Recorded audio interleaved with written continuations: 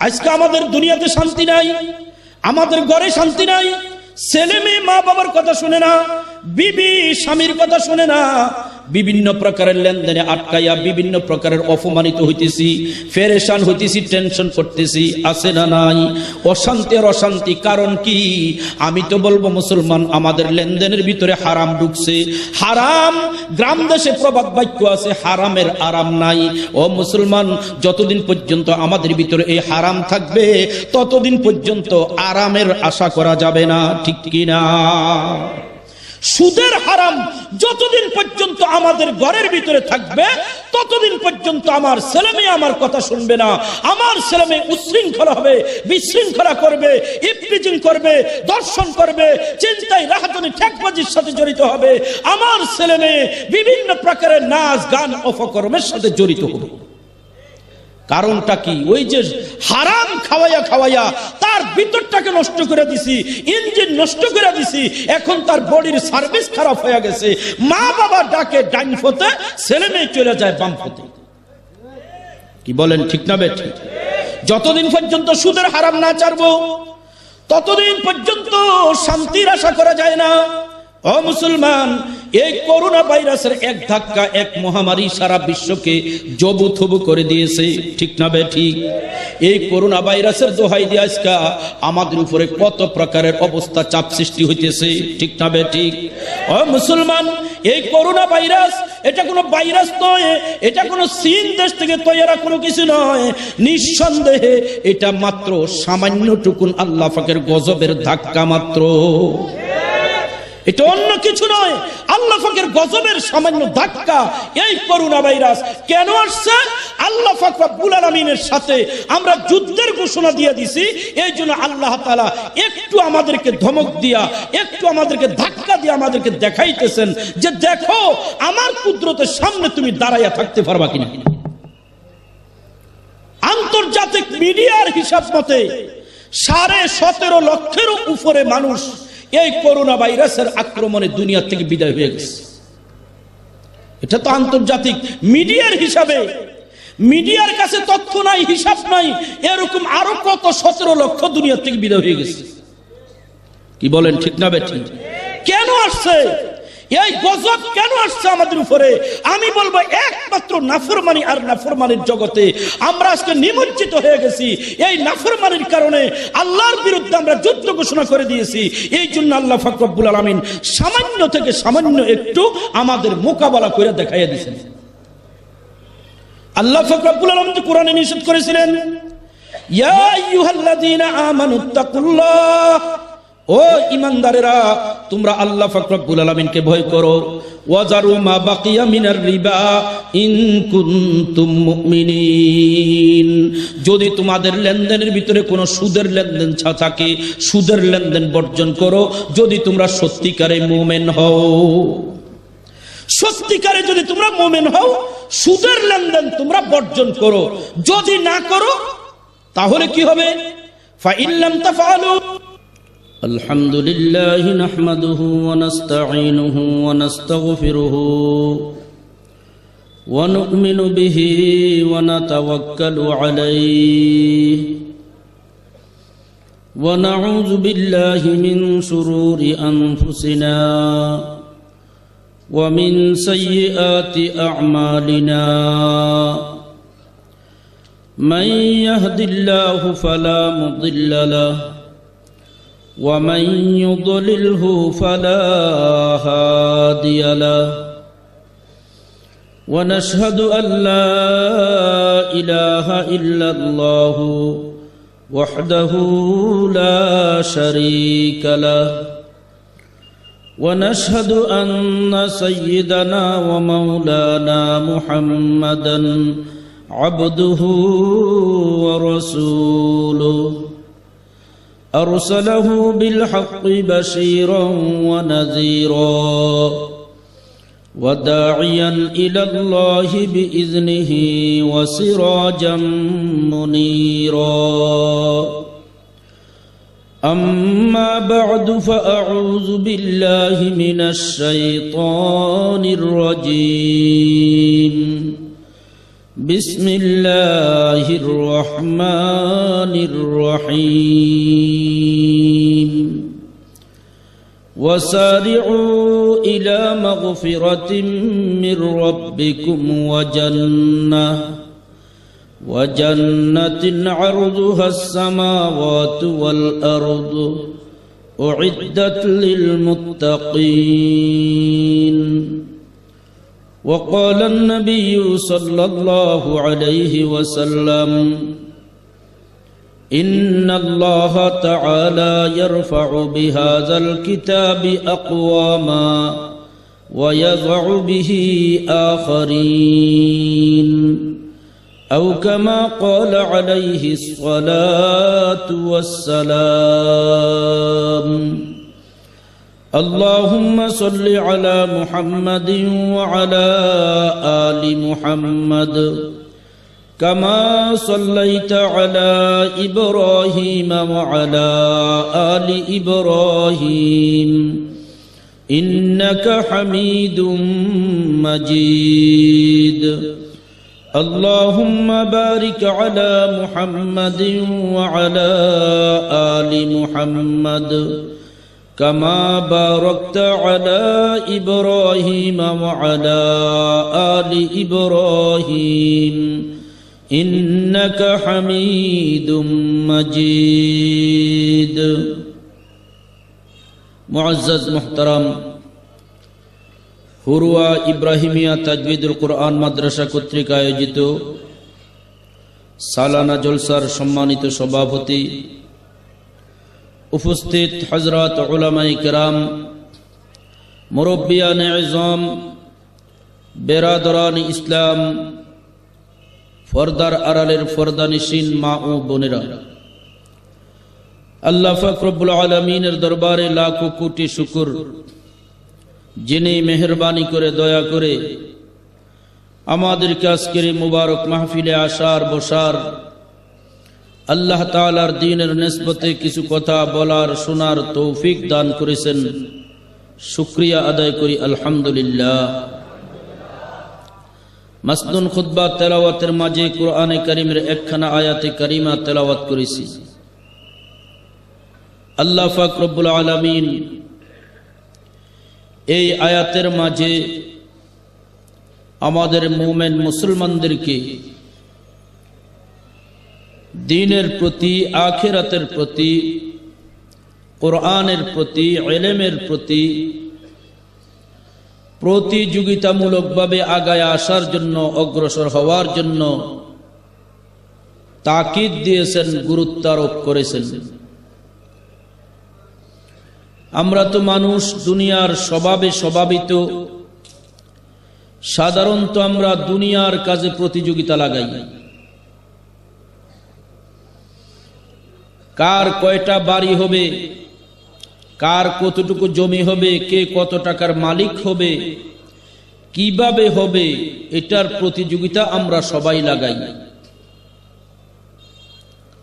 যদিও কিয়ামতের পূর্ব লক্ষণ আনতারাল হুফাতাল উরাতাল আল্লাতা রুআ আশ-শাইয়াতা তাওয়ালুনা ফিল বুনিয়ান, রাসূল পাক সাল্লাল্লাহু আলাইহি ওয়াসাল্লাম ইরশাদ করেছেন যে তোমরা দেখবে কিছু মানুষ যারা এক সময় এত হত দরিদ্র ছিল যে তারা জুতা কিনে পায়ে দেওয়ার সামর্থ্য তাদের ছিল না, কাপড় কিনে পরিধান করার ব্যবস্থা তাদের ছিল না, অভাবী ভিক্ষুক পর্যায়ের মানুষ তারা ছিল। তারাও আরেক সময় টাকা পয়সার ধন সম্পদের এমন প্রাচুর্যতা তাদের কাছে আসবে, ইয়াতাতাওয়ালুনা ফিল বুনিয়ান, তারা পরস্পরে উঁচা উঁচা, লম্বা লম্বা, বড় বড় বিল্ডিং বানানোর প্রতিযোগিতা লাগাবে। বর্তমানে যদি আমরা গ্রামে গ্রামে বাড়ির দিকে, বিভিন্ন পরিবেশের দিকে নজর দেই, তাহলে দেখি বাস্তবতা আমাদের চোখের সামনে। গ্রামে গঞ্জের ভিতরে এমন এমন বিল্ডিং, বাড়িঘর নির্মাণ হইতেছে অনেক সময় যেগুলো শহরের বাড়িঘরকেও হার মানায়। প্রতিযোগিতামূলকভাবে কার বাড়িটা কত বেশি সুন্দর হবে, কত বড় হবে। এটা কিয়ামতের একান্ত পূর্ব লক্ষণ। আল্লাহ পাক রব্বুল আলামিন ফরমান যে না, ওয়াসারিউ ইলা মাগফিরাতিম মির রাব্বিকুম, তোমরা তোমাদের রবের পক্ষ থেকে মাগফিরাত পাওয়ার দিকে তোমরা দৌড়ের প্রতিযোগিতা লাগাও, প্রতিযোগিতা লাগাও, দৌড়াও, কার আগে কে যাইতে পারো। ইলা মাগফিরাতিম মির রাব্বিকুম, আল্লাহ পাক রব্বুল আলামিনের পক্ষ থেকে মাগফিরাতের দিকে। আমরা প্রতিযোগিতা লাগাই দুনিয়ার দিকে, আল্লাহ পাক রব্বুল আলামিন প্রতিযোগিতা লাগানোর কথা বলতেছেন মাগফিরাতের দিকে।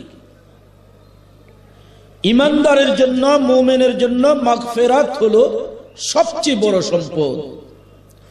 সাহাবায়ে কেরামের জীবনী তালাশ করলে আমরা দেখি দুনিয়ার কোন প্রতিযোগিতা তাদের কাছে ছিল না, তাদের কাছে ছিল একমাত্র নেক আমলের প্রতিযোগিতা।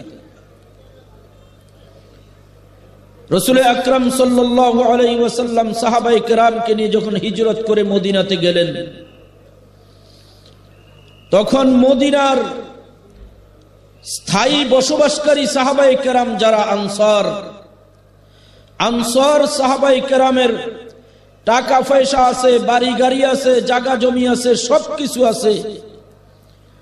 আর মুহাজির সাহাবায়ে কেরাম যারা হিজরত করে মদিনাতে গিয়েছেন, তাদের তো ধন সম্পদ সব মক্কার বাড়িতে রয়ে গেছে, খালি হাতে তারা মদিনাতে গিয়েছেন।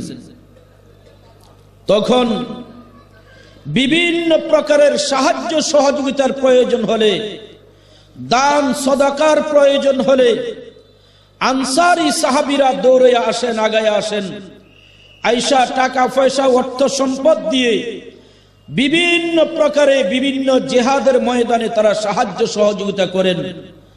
মুহাজির সাহাবায়ে কেরাম তো টাকা পয়সা দিয়ে সহযোগিতা করতে পারেন না।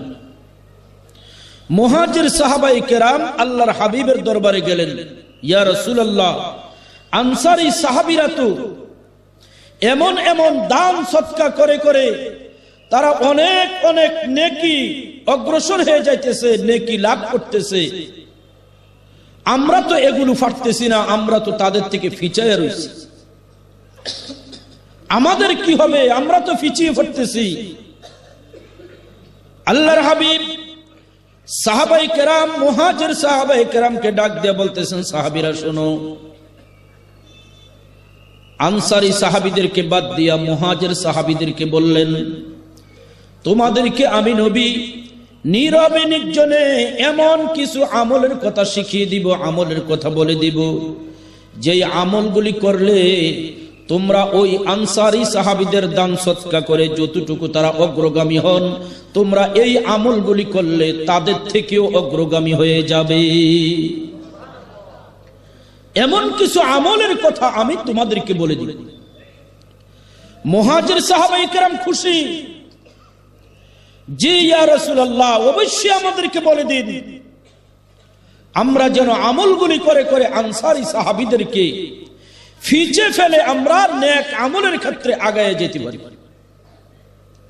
আল্লাহর হাবিব ফরমান, তোমরা নীরবে নির্জনে বেশি তাসবিহগুলি পাঠ করবে, সুবহানাল্লাহ ওয়ালহামদুলিল্লাহ লা ইলাহা ইল্লাল্লাহু আল্লাহু আকবার, সুবহানাল্লাহ ওয়ালহামদুলিল্লাহ ওয়ালা ইলাহা ইল্লাল্লাহু আল্লাহু আকবার।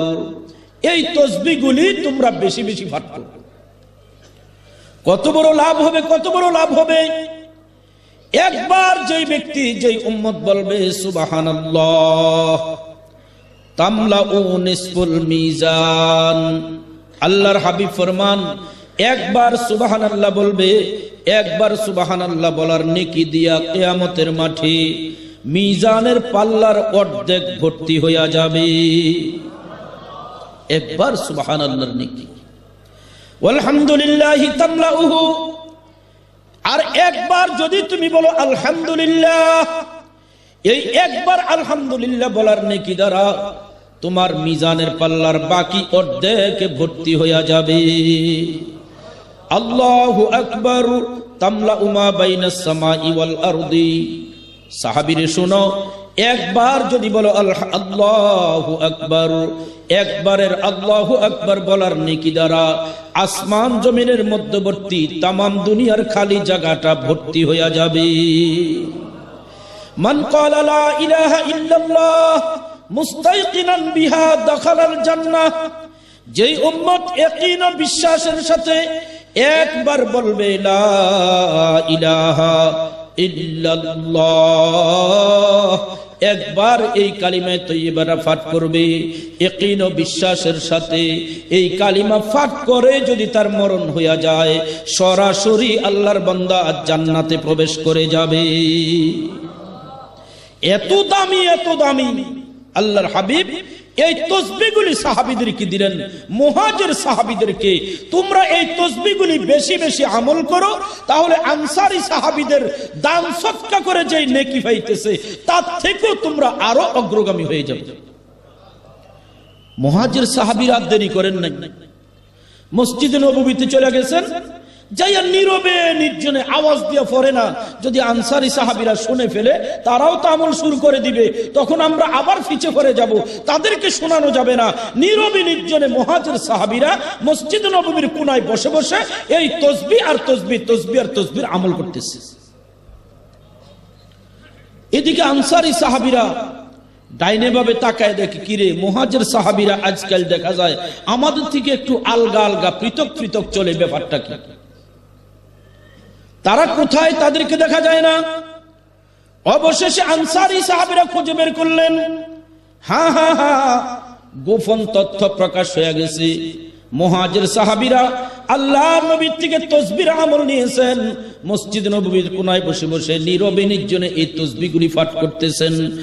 আনসারী সাহাবীরা শুনে আর দেরি করেন না, আনসারী সাহাবীরাও এই তসবিহগুলির আমল শুরু করে দিয়েছেন।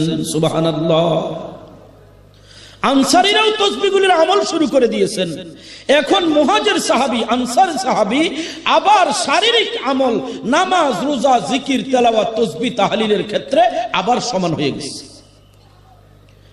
ওদিকে আনসারী সাহাবীদের একটা পয়েন্ট তো ভিন্ন আছে, যেই পয়েন্টের আমল আনসারী সাহাবীরাই করতে পারতেছেন, মুহাজির সাহাবীরা করতে পারেন না। সেটা হলো আর্থিকভাবে দান সদকা করে নেক আমল করা। এখন শারীরিক নেক আমলের ক্ষেত্রে, নামাজের ক্ষেত্রে, রোজার ক্ষেত্রে, জিকিরের ক্ষেত্রে, তেলাওয়াতের ক্ষেত্রে, তাসবিহ তাহলিলের ক্ষেত্রে মুহাজির সাহাবী আনসার সাহাবী আবার সমান হয়ে গেলেন। ওদিকে শারীরিক ইবাদতে সমান, আর্থিক ধন সম্পদের ইবাদতে আনসার সাহাবায়ে কেরাম অগ্রগামী। আবার মুহাজির সাহাবীরা দৌড়াইয়া আল্লাহর হাবিবের সামনে গেলেন, ইয়া রাসূলুল্লাহ, আমাদেরকে গোপনে গোপনে যে তাসবির আমল দিয়েছেন, আনসার সাহাবায়ে কেরাম তো এটা টের পায়া গেছেন, খবর পায়া গেছেন, তারাও তো তাসবিহ তাহলিলের আমল শুরু করেছে। এখন তো আবার তারা অগ্রগামী হয়ে গেছে। এইবার আল্লাহর হাবিব ডাক দিয়ে বলতেছেন, সাহাবীরা শুনো, ও মুহাজির সাহাবীরা শুনো, যাদের টাকা পয়সা আছে আল্লাহ পাক রব্বুল আলামিনের দয়া অনুগ্রহ তাদের উপরে, তাদেরকে আল্লাহ পাক রব্বুল আলামিন শারীরিক ইবাদত করার যেরকম ভাবে ক্ষমতা দিয়েছেন, আর্থিক টাকা পয়সা ধন সম্পদ দান সদকা করে এরকম ভাবে নেক আমল করার ক্ষমতা সামর্থ্য আল্লাহ তাদেরকে দিয়েছেন। যালিকা ফাদলুল্লাহ ইউতিহি মান ইয়াশা। আল্লাহর হাবিব মুহাজির সাহাবীদেরকে বলে দিলেন, না না, তোমরা আর আফসোস করে লাভ হবে না।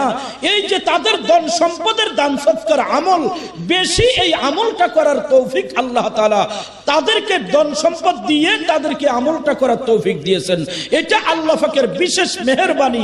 আল্লাহ এই মেহেরবানি যাকে চান তাকে দান করতে পারে। এটা ছিল সাহাবায়ে কেরামের প্রতিযোগিতা। তাবুকের যুদ্ধের ঘটনা আমরা সকলে জানি। অভাব অনটন ছিল, দুর্ভিক্ষ ছিল। আল্লাহর হাবিব সাহাবায়ে কেরামকে ডেকে একত্রিত করে সমবেত করে ওয়াজ দিলেন আর বলতেছেন, সাহাবীরা আমার, তাবুকের যুদ্ধে যাইতে হবে। অস্ত্র শস্ত্রের অভাব, খাদ্যদ্রব্যের অভাব, টাকা পয়সার অভাব, সেখানে কি নিয়ে যাব? যুদ্ধের ময়দানে আমরা যুদ্ধ পরিচালনা কি নিয়ে করব? তোমাদের যার যতটুকু সামর্থ্য আছে আজকে দ্বীনের কাজে তোমরা সাহায্য করো, সহযোগিতা করো। সাহাবায়ে কেরাম ঘোষণাটা পাওয়ার সাথে সাথে আল্লাহর নবীর সামনে যে মজমা ছিল সেই মজমা খালি হয়ে গেছে। সকলে পাগল পারা হইয়া বাড়ির দিকে দৌড়াইতেছে, প্রতিযোগিতা শুরু হয়ে গেছে কার থেকে কে বেশি দান সদকা করে আল্লাহর হাবিবের কাছে নেক আমলের মধ্যে অগ্রগামী হয়ে যাবে। হযরত ওমর ফারুক রাদিয়াল্লাহু তাআলা আনহু আজকে মনে মনে চিন্তা করলেন, এই পর্যন্ত কোনোদিন আবু বকরকে কোনো আমলে ঠক দিতে পারি নাই, ফিচে ফেলতে পারি নাই। আজকে একটা সুযোগ আসছে, আবু বকরের টাকা পয়সা কম, আমার তুলনামূলক বেশি, অতএব আজকে আমি বেশি পরিমাণে দান সদকা করে আবু বকর রাদিয়াল্লাহু তাআলা আনহু থেকে নেকির ক্ষেত্রে আরো বেশি অগ্রগামী হয়ে যাব। হযরত ওমর ফারুক রাদিয়াল্লাহু তাআলা আনহু বাড়িতে গেলেন, নিজের ধন সম্পদ সব সহায় সম্পদ তালাশ করে একত্রিত করে দুই ভাগে ভাগ করলেন।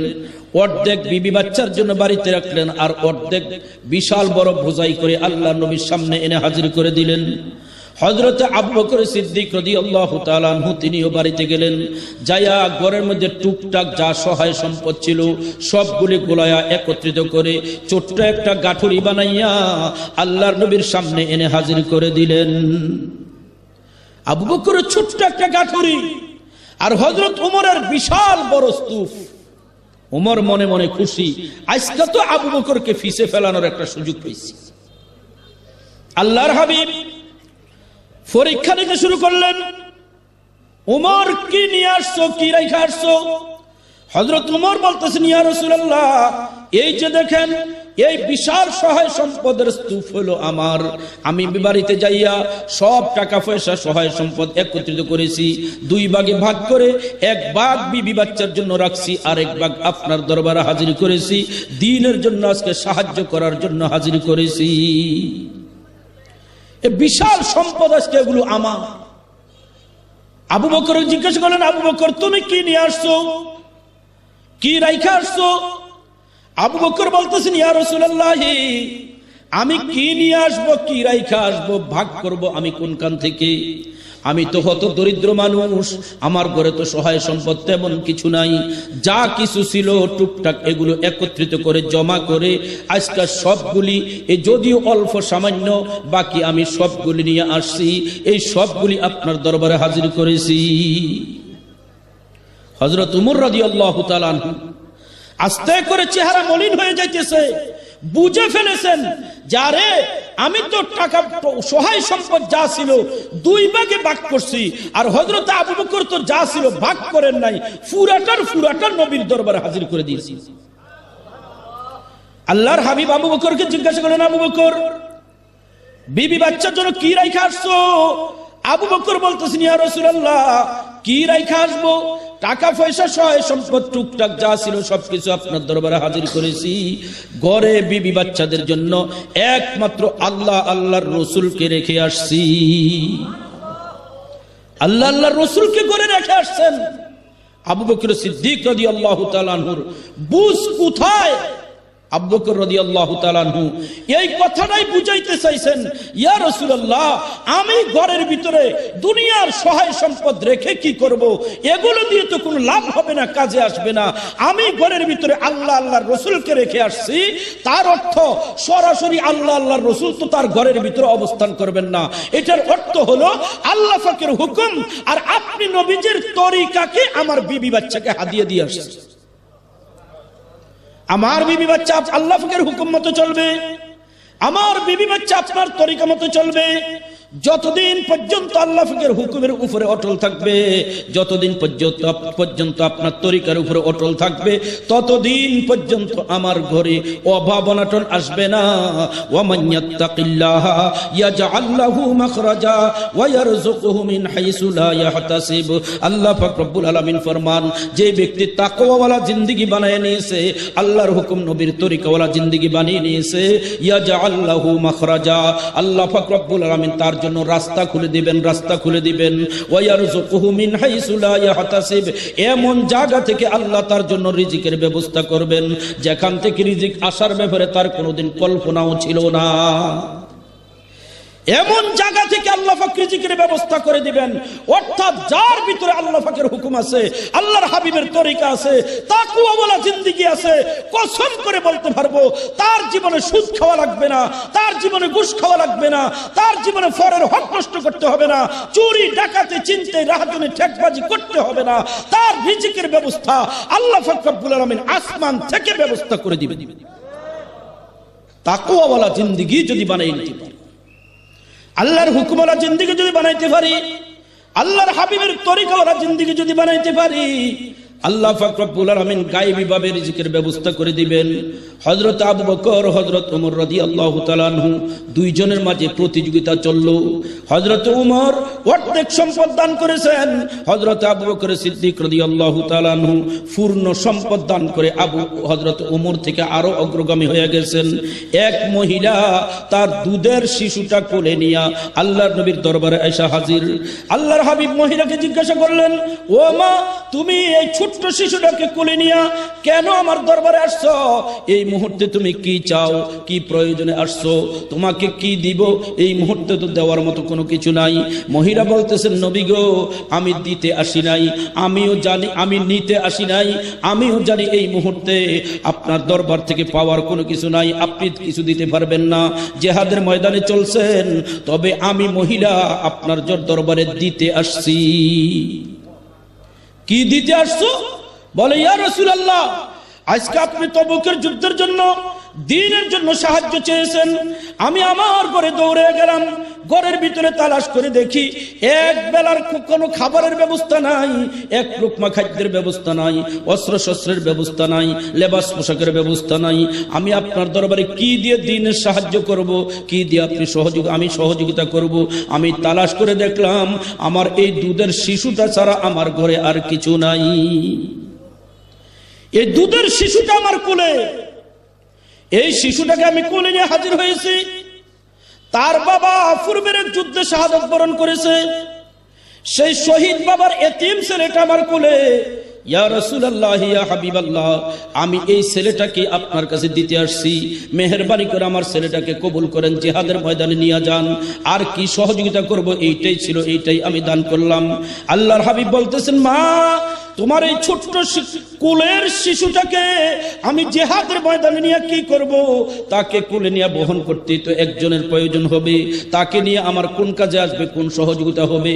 মহিলা বলতেছেন, ইয়া রাসূলুল্লাহ, ইয়া হাবিবাল্লাহ, আমিও জানি আমার এই ছেলে যুদ্ধের ময়দানে গিয়া কোনো সাহায্য সহযোগিতা করতে পারবে না, ডাল তরবারি হাতে নিতে পারবে না, এরকম ভাবে কোনো প্রকারের যুদ্ধ পরিচালনা করতে পারবে না। তারপরেও ছেলেটা নিয়ে আসছি, ইয়া রাসূলুল্লাহ, ইয়া হাবিবাল্লাহ, মেহেরবানি করে কবুল করেন, মেহেরবানি করে গ্রহণ করে নিন। ইয়া রাসূলুল্লাহ, একটা মুহূর্তে আমার এই শিশুটা কাজে লাগবে, যেই মুহূর্তে দুষ্ট কাফেরেরা আপনাকে দুনিয়া থেকে খতম করে দেওয়ার জন্য, নিচ্ছিন্ন করে যাওয়ার জন্য, শহীদ করে দেওয়ার জন্য বৃষ্টির মতো চতুর্দিক থেকে তীর বল্লমগুলি আপনাকে লক্ষ্য করে ছাড়বে, ওই সময় যেই দিক থেকে তীর বল্লমগুলি আসবে ওই দিকে আমার ছেলেটাকে উঠাইয়া ধরবেন, যাতে করে তীর বল্লমের আঘাত আমার ছেলের গায়ে লাগে, আপনি নবী যেন নিরাপদে থাকতে পারেন। এই জন্য আমার ছেলেটাকে দিতে চাই, আমার ছেলেটাকে নিয়ে যা। এই জন্য বলতেছিলাম, আল্লাহ পাক রব্বুল আলামিন ফরমান, ওয়াসারিউ ইলা মাগফিরাতিম মির রাব্বিকুম, ও দুনিয়ার বান্দা বান্দীরা, প্রতিযোগিতা লাগাও, প্রতিযোগিতা লাগাও, নেক আমলের ক্ষেত্রে প্রতিযোগিতা লাগাও, দ্বীনের ক্ষেত্রে প্রতিযোগিতা লাগাও, ইসলামের ক্ষেত্রে প্রতিযোগিতা লাগাও, কোরআনের ক্ষেত্রে তুমি প্রতিযোগিতা লাগাও। দুনিয়ার প্রতিযোগিতা এটা ক্ষণস্থায়ী জিন্দেগির প্রতিযোগিতা, আর দ্বীনের প্রতিযোগিতা চিরস্থায়ী জিন্দেগিতে তোমার কাজে আসবে। কি বলেন, ঠিক না বেঠিক? ছেলে মেয়ে, বিবি বাচ্চা, টাকা পয়সা সবকিছু আমাদের দুনিয়াদারি, এগুলো দুনিয়ার প্রয়োজনে ব্যবহার করব, কিন্তু আখিরাতে এগুলো কোনো কাজে আসবে না। কি বলেন, কোনো কাজে আসবে? আল্লাহ পাক রব্বুল আলামিন স্পষ্টভাবে বলে দিয়েছেন, ইয়াউমা লা ইয়ানফাউ মালুন ওয়ালা বানুন, কিয়ামতের দিন এমন দিন যেই দিনে তোমার সহায় সম্পদ কোনো কাজে আসবে না, যেই দিনে তোমার ছেলে সন্তান কোনো কাজে আসবে না, একা খালি হাতে দুনিয়া থেকে তোমাকে যাইতে হবে। মরণ যখন সত্য, মরণ বরণ করবে, খালি হাতে তোমাকে দুনিয়া থেকে যাইতে হবে। তখন তোমার কবরে কি কাজে আসবে? তোমার ধন সম্পদ তোমার সঙ্গে কবরে যাবে না, তোমার ছেলে মেয়ে তোমার সঙ্গে কবরে যাবে না, এগুলো তোমার কোনো কাজে আসবে না। হ্যাঁ হ্যাঁ হ্যাঁ, তোমার প্রয়োজনে আসবে, তোমার কাজে আসবে কবরে একটা জিনিস, সেটা হলো ইল্লা মান আতাল্লাহ বিকলবিন সালিম। তোমার কলবটাকে তুমি কলবে সালিম বানাও, নিরাপদ কলব বানাও, প্রশান্ত আত্মা বানাও। যদি কলবটাকে প্রশান্ত আত্মা বানাইয়া, কলবে সালিম বানাইয়া যদি তুমি দুনিয়া থেকে যাইতে পারো, তোমার কবরে কাজে আসবে, হাসরে কাজে আসবে, ফুলসিরাতে কাজে আসবে। এই কলবে সালিম তোমাকে আল্লাহর জান্নাতে পৌঁছায়া দিবে। ইল্লা মান আতাল্লাহ বিকলবিন সালিম। সাহাবায়ে কেরাম জিজ্ঞাসা করেন কলবে সালিম কাকে বলে? মুফাসসিরিনে কেরাম কলবে সালিমের ব্যাখ্যা দিয়েছেন। ও দুনিয়ার উম্মতরা শোনো, কলবে সালিম কাকে বলে, কোন ব্যক্তির কলবটাকে কলবে সালিম বলে? আল্লাহ মুফাসসিরিনে কেরাম ব্যাখ্যা দান করেছেন, কলবে সালিম ওয়ালা ব্যক্তি হওয়ার জন্য, আখিরাতে মুক্তি পাওয়ার জন্য, নাজাত পাওয়ার জন্য কয়েকটা লক্ষণ আছে, কয়েকটা পরিচয় আছে।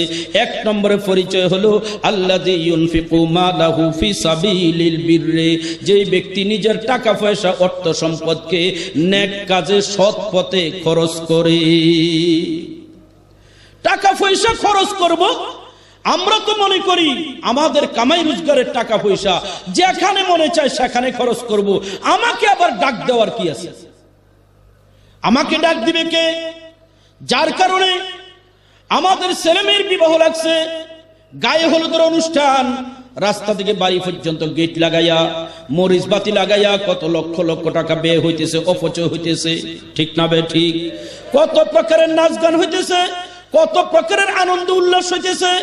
বাড়ির অভিভাবক মুরব্বী লক্ষ লক্ষ টাকা খরচ করে ওই যে গায়ে হলুদের অনুষ্ঠানটা বানায়া দিয়া, নাচ গানের আসর মিলাইয়া, এরকম ভাবে ডোলদমা ফিটাইয়া ফিটাইয়া, বেন ফাটি আইনা, বিভিন্ন প্রকারের বেহায়াফনার অনুষ্ঠানগুলি মিলাইয়া, সেই বৃদ্ধ মুরব্বী পর্যন্ত নিজের চোখে দেখা লজ্জা পায়, লজ্জা লাগে। অবশেষে এই অনুষ্ঠানটা মিলাইয়া দিয়া বুড়া বাবার দোকানে গিয়া বসে রইছে, ঠিক না বে ঠিক? দোকানে গিয়ে বসে থাকে। কেউ যদি যে বলে যে হাজী সাহেব আপনার বাড়িতে কি হইতেছে, চোখ রাঙ্গা করে উঠবে। হ্যাঁ, তোমাদেরকে এত গাও চলে, কারোর বাপের পয়সা দিয়ে করছি নাকি? বলে কি বলে না? ও মুসলমান, কারোর বাপের পয়সা দিয়ে করো নাই, আল্লাহ পাক রব্বুল আলামিনের রাখা আমানতের পয়সা দিয়ে তুমি এগুলি করেছো। তুমি বড় খেয়ানতকারী, তুমি কবিরা গুনার আড্ডা জমাইছো, গায়ে হলুদের অনুষ্ঠান করে লক্ষ টাকা খরচ করতেছো, বিভিন্ন প্রকারের বেহায়াফানার অনুষ্ঠান তুমি লাগাইছো, গান বাজনা নাচানাচির অনুষ্ঠান তুমি লাগাইছো। আল্লাহ পাক রব্বুল আলামিনের কাছে তন্ন তন্ন করে হিসাব দিতে হবে, ঠিক কি না? যুবক ভাইরা মোবাইলে এমবি ফুরাইয়া ফুরাইয়া কত প্রকারের নাচ গান, বেহায়া অশ্লীল ছবিগুলি দেখতেছি আর সময় নষ্ট করতেছি, একটু চিন্তাও করি না, হিসাবও করি না, কার দেওয়া টাকা পয়সা খরচ করে এই নাফরমানিগুলি করতেছি। এজন্য টাকা পয়সার ব্যাপারে দুইটা সতর্কতা। এক নম্বরে কামাই রোজগার করতেছি কোন পথে, দ্বিতীয় নম্বরে খরচ করতেছি কোন পথে। কিয়ামতের ময়দানে যে 5টা প্রশ্ন করা হবে তার মধ্যে 2টা প্রশ্ন থাকবে ধন সম্পদ নিয়া। ওই তোমার ধন সম্পদ কোন রাস্তায় তুমি আয় করেছো, রোজগার করেছো, কোন রাস্তায় খরচ করেছো, এই 2টা প্রশ্নের জবাব দেওয়া ছাড়া আল্লাহর জান্নাতের দিকে একটা কদমও আগানো যাবে না, ঠিক কি না? টাকা পয়সা কোন রাস্তায় ব্যয় করেছি, কোন রাস্তা দিয়ে আয় করেছি, আমরা আয়ের হিসাবও দিতে হবে, ব্যয়ের হিসাবও দিতে হবে। আজকে আয়ের হিসাবের তো কোনো খবরই নেই। কত প্রকারের হারাম তরিকায় যে আমাদের টাকা পয়সা রোজগার হইতেছে, এগুলোর কোনো হিসাব নিকাশ নাই। মনে যেমনে চায়, মনে যেইভাবে চায় এইভাবে টাইনা টাইনা খালি 2 হাতে পকেট ফুরাইতেছে, ঠিক না বে ঠিক? আর নতুবা হালাল না হারাম এই খবরও নেওয়ার সময় পাই না, সব যাই না শুই না, মনে হয় যেন ঘুমের বান ধরে রইছি, আসলে না ঘুমাই না, ঘুমের বান ধরে রইছি। আমরা সব জানি কোনটা হালাল কোনটা হারাম। সুদ খাওয়া হালাল না হারাম? জোরে বলেন না হালাল না হারাম? এই আমাদের এলাকার মধ্যে বরুড়া মাদ্রাসা ছত্রছায়ায় এই গ্রামগুলির মধ্যে সুদের লেনদেন আছে না নাই? ঘরে ঘরে বাড়িতে বাড়িতে সুদের দোকানদারি চলতেছে, সুদের অফিস যেন আজকে এক একটা ঘরে ঘরে সুদের অফিস হয়ে গেছে। কি বলেন ঠিক না বেঠিক? কত বড় মারাত্মক হারাম। আজকে আমাদের দুনিয়াতে শান্তি নাই, আমাদের ঘরে শান্তি নাই, ছেলে মেয়ে মা বাবার কথা শুনে না, বিবি স্বামীর কথা শুনে না, বিভিন্ন প্রকারের লেনদেনে আটকাইয়া বিভিন্ন প্রকারের অপমানিত হইতেছি, পেরেশান হইতেছি, টেনশন করতেছি, আছে না নাই? অশান্তি আর অশান্তি। কারণ কি? আমি তো বলবো মুসলমান, আমাদের লেনদেনের ভিতরে হারাম ঢুকছে। হারাম, গ্রাম দেশে প্রবাদ বাক্য আছে, হারামের আরাম নাই। ও মুসলমান, যতদিন পর্যন্ত আমাদের ভিতরে এই হারাম থাকবে ততদিন পর্যন্ত আরামের আশা করা যাবে না, ঠিক কিনা? সুদের হারাম যতদিন পর্যন্ত আমাদের ঘরের ভিতরে থাকবে ততদিন পর্যন্ত আমার ছেলে মেয়ে আমার কথা শুনবে না, আমার ছেলে মেয়ে উচ্ছৃঙ্খলা হবে, বিশৃঙ্খলা করবে, ইফতিজিং করবে, দর্শন করবে, চিন্তায় রাহাজানি ঠেকবাজির সাথে জড়িত হবে, আমার ছেলে মেয়ে বিভিন্ন প্রকারের নাচ গান অপকর্মের সাথে জড়িত হবে। কারণটা কি? ওই যে হারাম খাওয়াইয়া খাওয়াইয়া তার ভিতরটাকে নষ্ট করে দিছি, ইঞ্জিন নষ্ট করে দিছি, এখন তার বডির সার্ভিস খারাপ হয়ে গেছে। মা বাবা ডাকে ডাইন ফতে, ছেলে মেয়ে চলে যায় বাম ফতে। কি বলেন ঠিক না বেঠিক? যতদিন পর্যন্ত সুদের হারাম না ছাড়বো ততদিন পর্যন্ত শান্তির আশা করা যায় না। ও মুসলমান, এই করোনা ভাইরাসের এক ধাক্কা, এক মহামারী সারা বিশ্বকে জবুথবু করে দিয়েছে, ঠিক না বেঠিক? এই করোনা ভাইরাসের দোহাই দিয়ে আজকে আমাদের উপরে কত প্রকারের অবস্থা, চাপ সৃষ্টি হইতেছে, ঠিক না বেঠিক? ও মুসলমান, এই করোনা ভাইরাস এটা কোনো ভাইরাস নয়, এটা কোনো চীন দেশ থেকে তৈরি কোনো কিছু নয়। নিঃসন্দেহে এটা মাত্র সামান্য টুকুন আল্লাহ পাকের গজবের ধাক্কা মাত্র, এটা অন্য কিছু নয়। আল্লাহ পাকের গজবের সামান্য ধাক্কা এই করোনা ভাইরাস। কেন আসছে? আল্লাহ পাক রব্বুল আলামিনের সাথে আমরা যুদ্ধের ঘোষণা দিয়ে দিছি, এই জন্য আল্লাহ তাআলা একটু আমাদেরকে ধমক দিয়া, একটু আমাদেরকে ধাক্কা দিয়ে আমাদেরকে দেখাইতেছেন যে দেখো আমার কুদরতের সামনে তুমি দাঁড়াইয়া থাকতে পারবা কিনা। আন্তর্জাতিক মিডিয়ার হিসাব মতে 17.5 লক্ষেরও উপরে মানুষ এই করোনা ভাইরাসের আক্রমণে দুনিয়া থেকে বিদায় হয়ে গেছে। এটা তো আন্তর্জাতিক মিডিয়ার হিসাবে, মিডিয়ার কাছে তথ্য নাই, হিসাব নাই, এরকম আরো কত 17 লক্ষ দুনিয়া থেকে বিদায় হয়ে গেছে।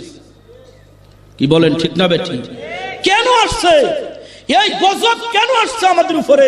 আমি বলবো একমাত্র নাফরমানি আর নাফরমানির জগতে আমরা আজকে নিমজ্জিত হয়ে গেছি। এই নাফরমানির কারণে আল্লাহর বিরুদ্ধে আমরা যুদ্ধ ঘোষণা করে দিয়েছি। এই জন্য আল্লাহ পাক রব্বুল আলামিন সামান্য থেকে সামান্য একটু আমাদের মোকাবেলা করে দেখাইয়া দিয়েছেন। আল্লাহ পাক রব্বুল আলামিন কোরআনে নিষেধ করেছিলেন, ইয়া আইয়ুহাল্লাযীনা আমানুত্তাকুল্লাহ, ও ঈমানদারেরা তোমরা আল্লাহ পাক রব্বুল আলামিনকে ভয় করো, ওয়াজারু মা বাকিয়া মিনার রিবা ইন কুনতুম মুমিনিন, যদি তোমাদের লেনদেনের ভিতরে কোনো সুদের লেনদেন থাকে সুদের লেনদেন বর্জন করো, যদি তোমরা সত্যিকারে মুমিন হও। সত্যিকারে যদি তোমরা মুমিন হও সুদের লেনদেন তোমরা বর্জন করো। যদি না করো তাহলে কি হবে? ফা ইন লাম তাফআলু, সুদের লেনদেন যদি তোমরা বর্জন করতে নাই পারো, ফাযানু বিহারবিন মিনাল্লাহি ওয়া রাসূলিহি, জানা রাখো আল্লাহ আল্লাহর রাসূলের পক্ষ থেকে তোমার বিরুদ্ধে যুদ্ধ। নাউযুবিল্লাহ। যুদ্ধ কার পক্ষ থেকে? আল্লাহর পক্ষ থেকে। কাদের বিরুদ্ধে? সুদখোরের বিরুদ্ধে। ও মুসলমান, সুদখোরের বিরুদ্ধে যদি আল্লাহ পাক রব্বুল আলামিন যুদ্ধের ঘোষণা দিয়ে দেন, এই সুদখোরকে শান্তি দেওয়ার ক্ষমতা দুনিয়ার কোন বাবার আছে? জোরে বলেন আছে? এই জন্য সুদখোরের জীবনে কোনোদিন শান্তি নাই। ও মুসলমান, সুদখোরের জীবনে শান্তি নাই। যেহেতু সুদ খাইয়া আল্লাহর বিরুদ্ধে যুদ্ধের ঘোষণা দিয়া দিয়েছে, এই জন্য আল্লাহ পাক রব্বুল আলামিন তাকে আযাব ও গজব দিয়া একটু ধমক দিতেছেন, একটু তাকে ভয় লাগাইতেছেন ফিরে আসার জন্য। এই জন্য সুদখোরের জীবনে শান্তি নাই। আমি তো অনেক জায়গায় বলি, আল্লাহর হাবিব যখন মেরাজে রওনা করেছিলেন, বাইতুল্লাহ শরীফ থেকে বাইতুল মুকাদ্দাস পর্যন্ত দুনিয়ার জমিন দিয়ে ভ্রমণ হয়েছে। যাওয়ার পথে জায়গায় জায়গায় বড় বড় নাফরমানিগুলির আযাব কেমন হবে সেগুলোর নমুনা আল্লাহ পাক রব্বুল আলামিন ঘটায়া আল্লাহর হাবিবকে দেখায় দিয়েছেন। আল্লাহর হাবিব এক জায়গায় দেখতেছেন কিছু মানুষ একত্রিত হয়ে আছে, সারের মতো চিল্লাইতেছে, তারা চিল্লাচিল্লি করতেছে, অস্থির অবস্থা। আল্লাহর হাবিব তাকায় দেখেন তাদের ফেটগুলি বড় বড় মটকার মতো, তাদের ফেটের চামড়াগুলি গ্লাসের মতো পরিষ্কার, ফেটের ভিতরে কি হয় বাহিরের দিকে সব দেখা যায়। আল্লাহর হাবিব তাদের ফেটের ভিতরের দিকে তাকায়া দেখেন বিষাক্ত সাপ কিলবিল করতেছে, তাদের কলিজায় দংশন করতেছে, আর এই ব্যথায় অস্থির হইয়া তারা সারের মতো চিল্লাচিল্লি করতেছে। আল্লাহর হাবিব জিব্রাইলকে জিজ্ঞাসা করলেন, জিব্রাইল, এরা কারা? তাদের এই শাস্তিরা কেন হইতেছে? জিব্রাইল আমির ফরমান, ইয়া রাসূলুল্লাহ, এরা হলো আপনার উম্মতের সুদখোরেরা। আপনার উম্মতের সুদখোরেরা সুদের টাকা দিয়ে ইলিশ মাছ কিনে খাইছে, দেশি মুরগ কিনে খাইছে, মালয়েশিয়ান ফার্নিচার দিয়ে ঘর সাজাইছে, সুদের টাকা দিয়ে বাহাদুরি করছে, সুদের টাকা দিয়ে সমাজের মধ্যে মাতবরি করছে। এরকম ভাবে বাড়ি গাড়ির মালিক হইছে, রাতারাতি আঙ্গুল ফুলাইয়া কলা গাছ বানাইছে, আছে না নাই? ওই সুদের টাকাগুলি তাদের পেটের ভিতরে ঢুকছে, আর জাহান্নামী সাপ হইয়া তাদের কলিজায় কামড়াইতেছে। এই জন্য তারা এরকম ভাবে চিল্লাচিল্লি করতেছে। আমি তো বলি মুসলমান, সাধারণ গুড়া কৃমি যদি আমাদের পেটের ভিতরে হয়, গুড়া কৃমির কামড় আমরা সহ্য করতে পারি না, আমাদের পেটে ব্যথা হয়, পেটের ব্যথায় গোটা শরীর ব্যথা হইয়া যায়, অস্থির হইয়া যায়, আমরা সহ্য করতে পারি না। ও মুসলমান, যুবক ভাইয়েরা, বৃদ্ধ বাবারা আমার, সাধারণ গুড়া কৃমির কামড়ের ব্যথা যদি সহ্য করতে না পারি, ও মুসলমান, জাহান্নামী সাপ যদি পেটের ভিতরে বসে বসে কামড়াইতে থাকে, কলিজার মধ্যে দংশন করতে থাকে, এই ব্যথা কিভাবে সহ্য করতে পারবো? এই জন্য আমি হয়তো টের পাই না, আমি হয়তো দেখি না যে জাহান্নামী সাপ আমার পেটের ভিতরে কোথায় আছে, কোথায় আমার কলিজায় দংশন করতেছে। কিন্তু আল্লাহর নবীর দেখা তো সত্য, আল্লাহর নবীর কথা তো সত্য, কোনো সন্দেহ নাই। যার পেটের ভিতরে সুদের খাদ্য ঢুকছে, তার পেটের ভিতরে জাহান্নামী সাপ ঢুকছে, তার পেটের ভিতরে জাহান্নামী সাপ বসা বসা কলিজায় দংশন করতেছে। এই জন্য মুসলমান তালাশ করে দেখেন, যেই লোকটা সুদের সাথে সম্পৃক্ত, সুদের সাথে জড়িত, তার জীবনে গড়ে বাহিরে তার জীবনে শান্তি নাই, ঠিক কিনা? তার জীবনে অশান্তি, কারণ সে তো আল্লাহর বিরুদ্ধে যুদ্ধের ঘোষণা দিয়েছে। তার জীবনে অশান্তি, জাহান্নামী সাপ তার পেটের ভিতরে বসে বসে কামড়াইতেছে। ও মুসলমান, 3 নম্বরে লাআনা রাসূলুল্লাহ সাল্লাল্লাহু আলাইহি ওয়াসাল্লাম আকিলার রিবা ওয়া মুকিলাহু ওয়া কাতিবাহু ওয়া শাহিদাইহি। আল্লাহর হাবিব লাআনত করেছেন, অভিশাপ বর্ষণ করেছেন 4 শ্রেণীর মানুষের উপরে। 1 নম্বরে আকিলার রিবা, যে সুদ খায়। 2 নম্বরে ওয়া মুকিলাহু, যে সুদ দেয়। 3 নম্বরে ওয়া কাতিবাহু, যে সুদের লেনদেনটা কলম দিয়ে লেখা দেয়। 4 নম্বরে ওয়া শাহিদাইহি, যে সুদের লেনদেনে সুদের কাজ কারবারের সাক্ষী হয়। ও মুসলমান, সুদ দেওয়া, সুদ খাওয়া, সুদের লেনদেনে সাক্ষী দেওয়া, সুদের কাজ কারবার কলম দিয়ে লেখা সাহায্য করা, সবগুলি সমান। ওয়া ক্বালাহুম সাওয়াউন, আল্লাহ নবী ফরমান তারা সুদের গুনার ক্ষেত্রে বরাবর এক সমান। ও মুসলমান, যেই উম্মত সুদের সাথে জড়িত হওয়ার কারণে, সুদ খাওয়ার কারণে, সুদ দেওয়ার কারণে তার উপরে আল্লাহর নবীর লানত নাজিল হইতেছে, 24 ঘন্টা আল্লাহর নবীর অভিশাপ তার উপরে নাজিল হইতেছে, এই উম্মতের জীবনে শান্তি পাওয়ার আশা করা যায় না, ঠিক কি না? এই জন্য বলবো মুসলমান, হারামের আরাম নাই। কারণটা কি? সুদের পিছনে আরাম নাই, শান্তি নাই। কারণ কি? 1 নম্বরে সুদখোরের বিরুদ্ধে আল্লাহ তাআলা যুদ্ধের ঘোষণা দিয়েছেন। 2 নম্বরে সুদখোরের পেটের ভিতরে জাহান্নামী সাপ বসা বসা কামড়াইতেছে। 3 নম্বরে সুদখোরের উপরে 24 ঘন্টা অনবরত আল্লাহর নবীর পক্ষ থেকে লাআনত আর অভিশাপ নাজিল হইতেছে। এই 3টা মোটা কারণ, যেই কারণে সুদখোরের জীবনে শান্তি নেই। এই শান্তি দুনিয়াতেও নাই, আখিরাতেও নাই। সুদখোরের জীবনে দুনিয়াতেও অশান্তি, আখিরাতেও অশান্তি। এই তিনটা মোটা মোটা কারণ শোনার পরেও আমাদের ভিতরে যেন জাগ্রত হয় না যে আমরা সুদ ছেড়ে দিব, সুদ খাবো না, হারাম খাবো না। হারাম যদি না, হারাম খাবো না, হালাল গেজা পাইলে খাবো, না পাইলে না খাইয়া থাকবো, প্রয়োজনে ফেটটা মাটিতে লাগাইয়া শুয়ে থাকবো, তারপরেও হারাম খাবো না, এই অশান্তি জীবনে সইব না, এই প্রতিজ্ঞা আমরা মুসলমান করতে পারি। ঠিক না বেঠি? তার বাস্তব প্রমাণ হলো এই সুদের বিরুদ্ধে ওয়াজ কোরআন হাদিসের মাধ্যমে আজকাল নতুন নয়, দিনকে দিন, সপ্তাহে সপ্তাহ, মাসকে মাস, বছরকে বছর, যুগের পর যুগ আমাদের এই এলাকায় গ্রামে গ্রামে, মাহফিলে মাহফিলে, মসজিদে মসজিদে, মিম্বরে মিম্বরে এই সুদের বিরুদ্ধে কথাগুলি আলোচনা হইতেই আছে। ঠিক না বেঠি? যত হইতেছে আমি তো বলি মনে হয় যেন আমাদের জীবনে সুদের লেনদেনও তত দ্রুত গতিতে বাড়তেছে, সুদের লেনদেন তত বাড়তেছে।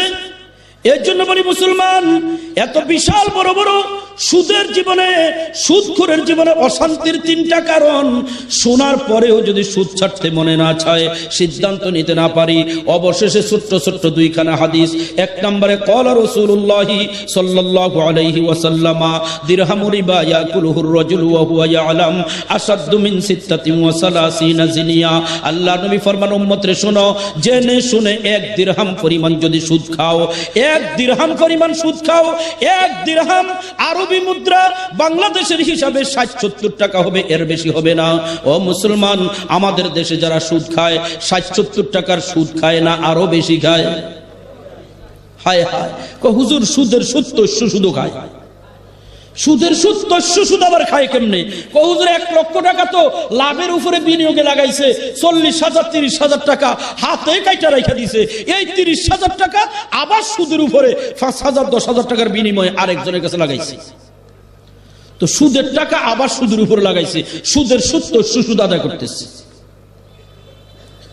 এই তো সুদ আদায় করে শত শত নয়, হাজার হাজার টাকার সুদ আমরা খাইতেছি। আর আল্লাহর হাবিব ফরমান, এক দিরহাম পরিমাণ সুদ যে ব্যক্তি খাবে, জেনে শুনে ৬০-৭০ টাকার সুদ যে ব্যক্তি খাবে, আসাদ্দু মিন সিত্তাতিন ওয়া সালাসিনা জিনিয়া, জেনে শুনে একবার নয়, দুইবার নয়, ৩৬ বার জিনার গুনাহ করলে যেই পরিমাণ গুনাহ হইতো, তার থেকে আরো বড় শক্ত গুনাহ হবে। নাউযুবিল্লাহ। ৩৬ বার জিনার গুনাহ থেকেও এক দিরহামের সুদের গুনাহ যদি আরো বড় মারাত্মক হয়, যারা হাজার হাজার টাকা, লক্ষ লক্ষ টাকার সুদ খাইতে খাইতে রাতারাতি আঙ্গুল ফুলে কলা গাছ বানায় ফেলাইছে, তাদের আমলনামায় কত কোটি কোটি জিনার গুনাহ লেখা হইতেছে। ও মুসলমান, সুদখোরেরা সুদ খায় মানে সে জিনাকারী, সে ব্যভিচারের গুনায় লিপ্ত, চরিত্রহীনের গুনায় লিপ্ত হয়ে রয়েছে। আরেক হাদিসের মধ্যে আসছে, ক্বালা রাসূলুল্লাহ সাল্লাল্লাহু আলাইহি ওয়াসাল্লাম আর-রিবা ৭০ জুজআ আইসারুহা আন ইয়ানকিহার রাজুলু উম্মাহু। আল্লাহর হাবিব ফরমান, উম্মতরে শোনো, সুদের পিছনে ৭০ প্রকারের গুনাহ রয়েছে। কত প্রকারের? একটা নয়, দুইটা নয়, ৭০ প্রকারের গুনাহ রয়েছে সুদের পিছনে। ৭০ প্রকারের গুনাহ, এক একটা থেকে এক একটা কত ভয়ঙ্কর, কত ভয়ানক গুনাহ। এই ৭০ প্রকারের গুনার মধ্যে সবচেয়ে ছোট্ট যে গুনাহটা হবে, সবচেয়ে সাধারণ যে গুনাহটা হবে, নবী ফরমান আইয়ান কিহার রাজুলু উম্মাহু। ৭০ প্রকার গুনার মধ্যে সবচেয়ে ছোট্ট সাধারণ গুনাহটা হলো সুদখোর যেন তার মায়ের সাথে জিনা করেছে, মায়ের সাথে জিনা করেছে। নাউযুবিল্লাহ, নাউযুবিল্লাহ। জিনার কাজ হালাল না হারাম? প্রিয় কাজ না ঘৃণিত কাজ? সকলের কাছে ঘৃণিত, কেউ পছন্দ করে না এরকম জিনার কাজ। ফর মহিলা বেগারা মহিলার সাথে যদি করে, তাই তো কত ঘৃণিত, কত চরিত্রহীন, কত বখাটে যুবকের কথা। সমাজে কেউ দেখলেও তাকে মহাব্বত করবে না, ভালোবাসবে না, সবাই তাকে ঘৃণার চোখে দেখবে। ও মুসলমান, সাধারণ একজন ফর মহিলার সাথে জিনা করলে যদি এত মারাত্মক হয়ে যায়, এত ঘৃণিত হয়, ও মুসলমান, ফর মহিলার সাথে জিনা না করে একজন বখাটে যুবক যদি সরাসরি নিজের বোনের সাথে জিনা করে, তখন কি হবে? আরো বড় মারাত্মক গুনাহ হবে। ওই বখাটে যুবক যদি তার মায়ের, তার ফর মহিলার সাথে নয়, নিজের বোনের সাথে নয়, সরাসরি নিজের মেয়ের সাথে জিনা করেছে, আরো কত বড় মারাত্মক হবে, ওই বখাটে যুবক যদি পর মহিলার সাথেও নয়, নিজের বোনের সাথেও নয়, নিজের মেয়ের সাথেও নয়, সরাসরি নিজের জন্মদাতা মায়ের সাথে জিনায় লিপ্ত হয়। কত বড় ঘৃণিত কাজ, কত বড় বখাটে লম্পট।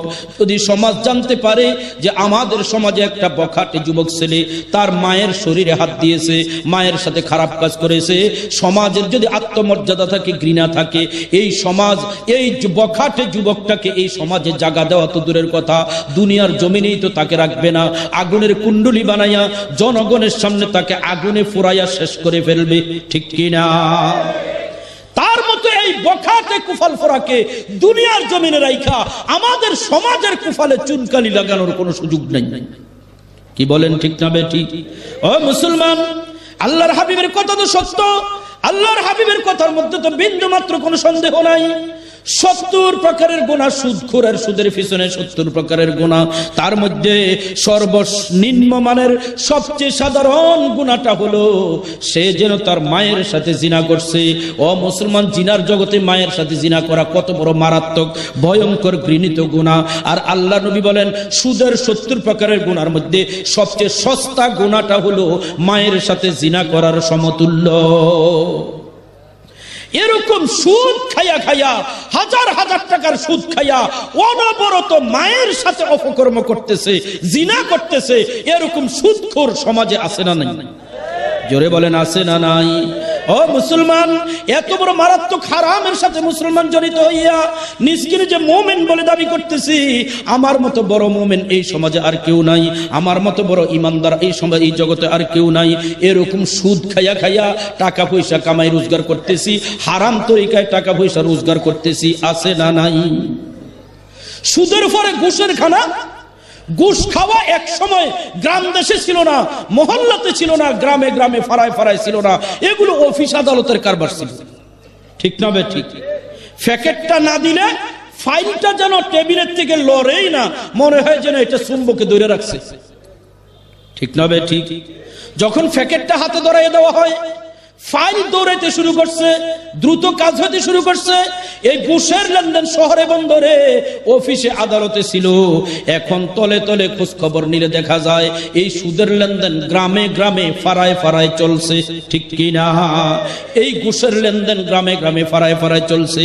ও মুসলমান, দুইটা লোক সমাজের মধ্যে মারামারি লাগছে, ঝগড়া লাগছে, আমি মাতবর, আমি মুরব্বী, আমি এরকম ভাবে অভিভাবকের পর্যায়ে, আমি তাদেরকে ডাক দিলেই তো, নিষেধ করলেই তো তাদের ঝগড়াটা থেমে যায়, কিন্তু না, ডাক দেই না, মনে মনে কামনা করি ভালো করে লাগুক, পরে তো আমার কাছেই আসবে।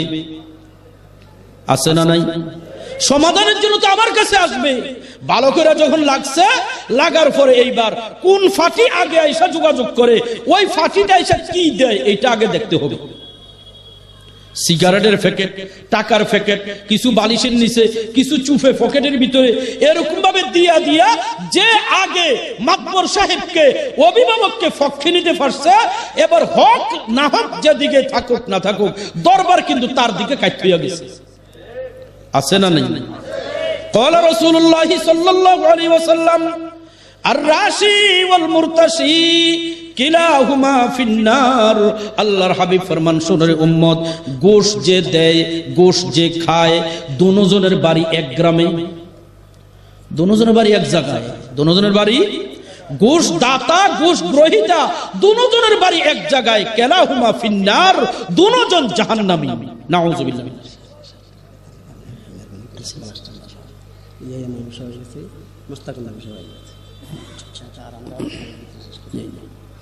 এই জন্য বলতেছিলাম মুসলমান,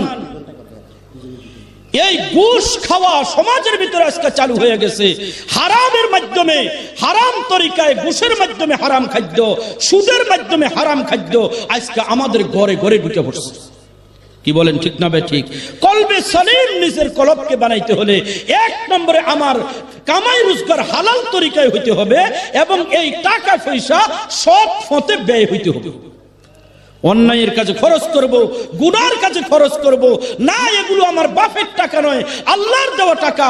আল্লাহ পাক আমার কাছে আমানত রেখেছেন, আল্লাহর হুকুম মতো খরচ করতে হবে, আল্লাহর রাস্তায় খরচ করতে হবে। অন্যায় ভাবে গুনার কাজে খরচ করা যাবে না। কি বলেন, ঠিক না ঠিক?